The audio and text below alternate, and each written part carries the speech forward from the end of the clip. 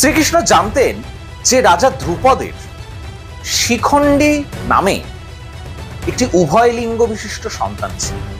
এই শিখণ্ডী আগের জন্মে ছিল অম্বা।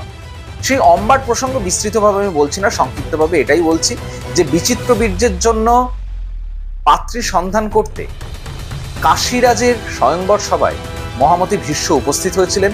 সেখানে কাশীরাজের ৩ কন্যা অম্বা, অম্বিকা এবং অম্বালিকাকে তিনি হরণ করে নিয়ে আসেন। অম্বিকা এবং অম্বালিকা বিচিত্র বীর্যকে বিবাহ করতে প্রস্তুত হন, কিন্তু অম্বা শাল্বরাজকে ভালোবাসতেন, তাই ভীষ্মের অনুমতি নিয়ে তিনি শাল্বরাজের কাছে ফিরে যান। কিন্তু শাল্বরাজ তাকে প্রত্যাখ্যান করেন। তিনি ফিরে এসে ভীষ্মকে বলেন যে তাহলে তুমি আমাকে বিবাহ করো।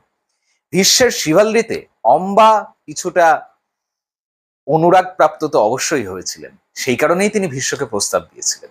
তো ভীষ্ম কিন্তু তার প্রতিজ্ঞায় অটল থেকেছিলেন, অর্থাৎ তার যে প্রতিজ্ঞা, যার জন্য তিনি ভীষ্ম নামে পরিচিত, যে তিনি বিবাহও করবেন না, সিংহাসনেও আরোহণ করবেন না, তিনি অম্বাকে ফিরিয়ে দিয়েছিলেন। অম্বার একুল উকুল দুকুল গেল। অম্বা সেই সময়ে তারপরে মহা তপস্যা করেন, নিজের শরীর বিনষ্ট করেন এবং প্রতিজ্ঞা করেন বিনষ্টির আগে যে পরবর্তী জন্মে তিনি ভীষ্মের মৃত্যুর কারণ হবেন। পরবর্তী জন্মে সেই অম্বাই হচ্ছে শিখণ্ডী। ভীষ্ম এই কথা জানতেন, সুতরাং শিখণ্ডীকে তিনি স্ত্রীলোক বলেই মনে করতেন এবং সেই কারণে শিখণ্ডীর বিপরীতে ভীষ্ম যুদ্ধ কখনো করবেন না বলে সিদ্ধান্ত গ্রহণ করেন।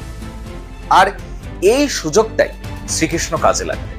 শ্রীকৃষ্ণ আনুষ্ঠানিকভাবে এই সত্যটা শুনলেন, আগে থেকে তিনি জানতেন, কিন্তু আনুষ্ঠানিকভাবে এই সত্যটা শুনলেন ভীষ্মের শিবিরে গিয়ে পাণ্ডবদের সাথে। ভীষ্ম নিজের মৃত্যুর উপায় বলে দিলেন, কারণ ধর্ম প্রতিষ্ঠা ভীষ্মরও অভিপ্সা ছিল। সুতরাং এরপর এই পথ অবলম্বন করে শিখণ্ডীকে সামনে রেখে অর্জুন তীর নিক্ষেপ করে 10ম দিনে পিতামহ ভীষ্মকে সরসজ্জায় শায়িত করলেন।